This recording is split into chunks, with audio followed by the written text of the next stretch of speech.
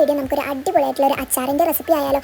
അതിന് വേണ്ടിയിട്ട് ഞാനിവിടെ പച്ചമാങ്ങ ചെറിയ ചെറിയ കഷ്ണങ്ങളാക്കിയിട്ട് കട്ട് ചെയ്തിട്ടുണ്ട്. ഇനി ഒരു ചട്ടി വെച്ച് ചൂടായതിനു ശേഷം അതിലേക്ക് ഉലുവ ഇട്ട് കൊടുക്കാം. പിന്നെ കടുകും കൂടി ഇട്ട് കൊടുക്കാം കേട്ടോ. എന്നിട്ട് ഇതെല്ലാം കൂടി ഒന്ന് വറുത്തെടുക്കാം.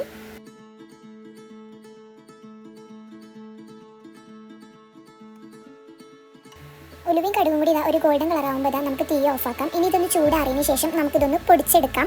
ഇനി ഞാനൊരു ചട്ടി വെച്ച് ചൂടായതിന് ശേഷം അതിലേക്ക് നല്ലെണ്ണ ഒഴിച്ച് കൊടുക്കുന്നത്. നല്ലെണ്ണ എടുക്കുകയാണെങ്കിൽ അച്ചാർ കേട് വരാതെ നിൽക്കും. അതിലേക്ക് അച്ചാറിൻ്റെ പൊടിയായിട്ട് ഇട്ട് കൊടുക്കുന്നത്. പിന്നെ ആവശ്യത്തിനുള്ള മുളക് പൊടി, മഞ്ഞൾപ്പൊടി, ആവശ്യത്തിനുള്ള ഉപ്പും കൂടി ഇട്ട് കൊടുത്തിട്ടുണ്ട്. ഇനി ഇതിലേക്ക് നമുക്ക് പച്ചമാങ്ങ ഇട്ട് കൊടുക്കാം.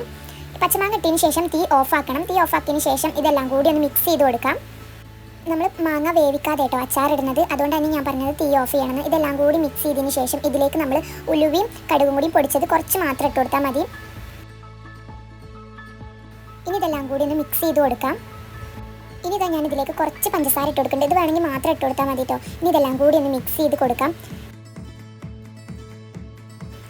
ഇനി ഇതിലേക്ക് ഞാൻ കുറച്ച് മാത്രം സുർക്ക ഒഴിച്ച് കൊടുക്കുന്നുണ്ട് കേട്ടോ. എന്നിട്ട് ഇതെല്ലാം കൂടി ഒന്ന് മിക്സ് ചെയ്ത് കൊടുത്താൽ നമ്മൾ അച്ചാർ ഇവിടെ റെഡി ആയിട്ടുണ്ട്. വീഡിയോ ഇഷ്ടപ്പെടുകയാണെങ്കിൽ ലൈക്ക് ചെയ്യുക, ഷെയർ ചെയ്യുക, സബ്സ്ക്രൈബ് ചെയ്യുക, കമൻറ്റ് ചെയ്യുക. ഇതെല്ലാവരും ഒന്ന് ട്രൈ ചെയ്ത് നോക്കണേ.